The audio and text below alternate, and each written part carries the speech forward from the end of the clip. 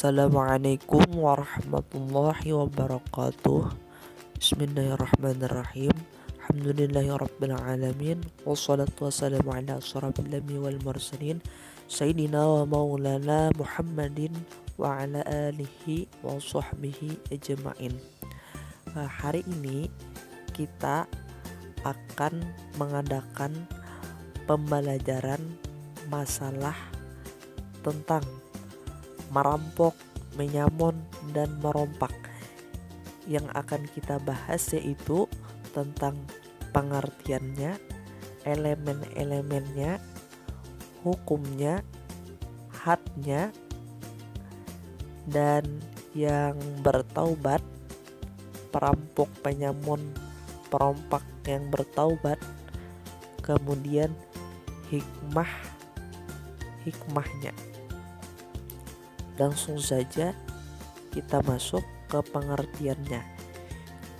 Jadi pengertian merampok, menyamun, dan merompak adalah istilah yang digunakan untuk pengertian mengambil harta orang lain dengan menggunakan cara kekerasan atau mengancam pemilik harta dengan senjata, dan terkadang disertai dengan ancaman bahkan pembunuhan. Kata Wahab Zuhaili mendefinisikan setiap tindakan dan aksi yang dilakukan dengan maksud dan tujuan untuk mengambil harta dalam bentuk yang biasanya korbannya tidak mungkin untuk meminta bantuan dan pertolongan. Perbedaannya hanya ada pada tempat kejadiannya. Kalanya menyamun dan merompak itu tempatnya di darat, sedangkan merompak itu tempatnya di laut. Dalam kajian fikih, praktik merampok, menyamun, dan merompak masuk dalam pembahasan hirabah atau qatu tarik, penghadangan di jalan. Kemudian masuk ke pembahasan yang kedua tentang elemen-elemen merampok, menyamun, dan merompak.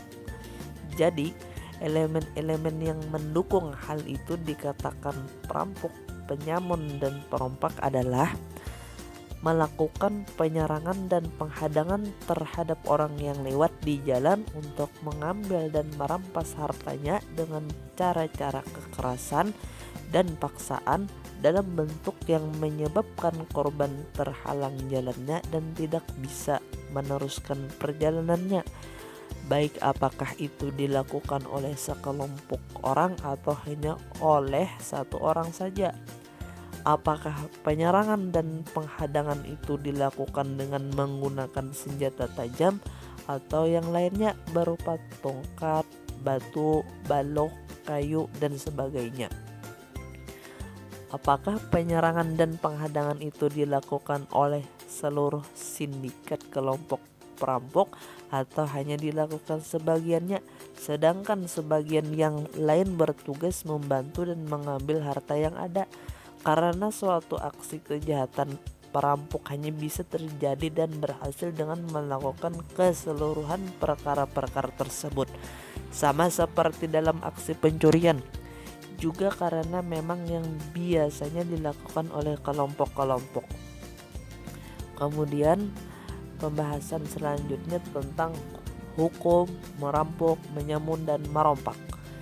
Seperti diketahui, merampok, menyamun, dan merompak merupakan kejahatan yang bersifat ancaman harta dan jiwa. Kalau seseorang merampas harta orang lain, dosanya bisa lebih besar dari dosa seorang pencuri, karena dalam praktik perampasan harta terdapat unsur kekerasan. Jika perampas harta sampai membunuh korbannya, maka dosanya menjadi lebih besar lagi, karena ia telah melakukan perbuatan dosa besar yang jelas-jelas diharamkan agama. Maka wajar adanya jika perampok, penyamun, dan perompak mendapatkan hukuman ganda. Ia dikenai had dan diancam hukuman akhirat yang berupa azab yang sangat dahsyat. Allah Subhanahu wa taala berfirman, A'udzubillahi minasyaitonirrajim, walahum fil akhirati adzabun azim.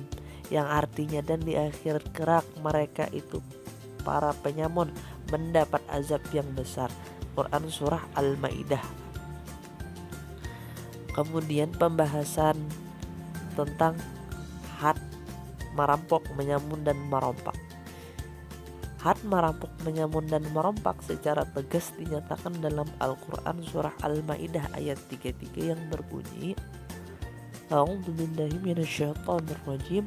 Innama jazu'ul ladzina yuharisuna Allah wa rasulahu wa yas'auna fil ardi fasadan ayuqattalu ayusallabu aw tuqatta'a aydihim wa arjuluhum min khilafin aw yunfaw minal ardh dzalika lahum khizyun fid dunya wa lahum fil akhirat adzabun azim.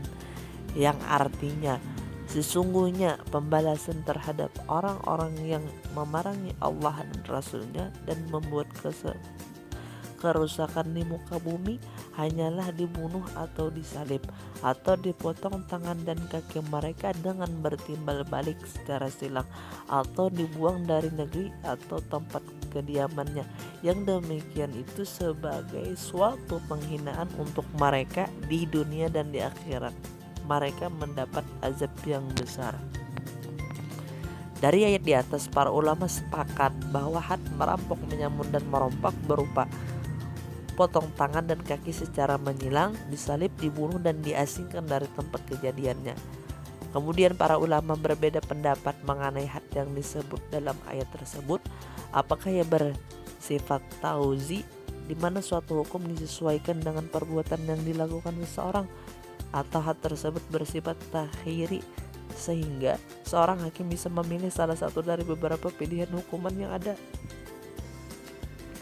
Jumhur ulama sepakat bahwa hukum yang dimaksudkan dalam surah Al-Maidah ayat 33 bersifat tauzi, karena had dijatuhkan sesuai dengan kadar kejahatan yang dilakukan seseorang. Berikut simpulan akhir pendapat mayoritas ulama terkait had yang ditetapkan untuk perampokan, penyamun dan perompak. Jika seseorang tidak merampas harta orang lain dan tidak juga membunuhnya, semisal kala ia hanya ingin menakut-nakuti atau kala ia akan melancarkan aksi jahatnya, ia tertangkap lebih dulu. Dalam keadaan seperti ini, ia dijatuhi hukuman had dengan dipenjarakan atau diasingkan keluar wilayahnya. Yang B, jika seseorang merampas harta orang lain dan tidak membunuhnya, maka hadnya adalah dihukum potong tangan dan kaki secara menyilang. Yang C, jika seseorang tidak sempat merampas harta orang lain, akan tetapi ia membunuhnya, maka hadnya adalah dihukum mati. Yang D, jika seseorang merampas harta orang lain dan membunuhnya, maka hadnya adalah dihukum mati kemudian disalib. Perlu dijelaskan bahwa hukuman mati terhadap perampok, penyamun dan perompak yang membunuh korbannya berdasarkan had qisas, sehingga tidak dapat gugur walaupun dimaafkan oleh keluarga korban. Kemudian pembahasan selanjutnya tentang perampok, penyamun dan perompak yang bertaubat. Taubatnya seorang yang merampok, menyamun dan merompak setelah tertangkap tidak dapat mengubah sedikit pun ketentuan hukum yang ada padanya.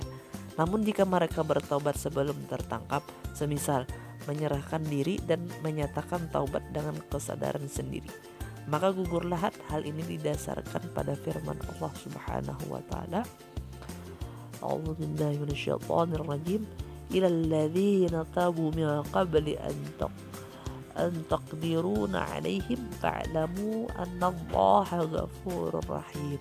Yang artinya, kecuali orang-orang yang bertaubat sebelum kamu dan menguasai mereka, maka ketahuilah bahwa Allah Maha Pengampun, Maha Penyayang. Quran surah Al-Maidah. Diisyaratkan dalam ayat tersebut bahwa Allah Subhanahu wa taala mengampuni mereka perampok, penyamun, perompak tadi yang bertaubat sebelum tertangkap. Ayat ini menunjukkan bahwa had yang merupakan hak Allah dapat gugur jika yang bersangkutan bertaubat sebelum tertangkap. Kemudian yang terakhir yaitu hikmah pengharaman merampok menyamun dan merompak.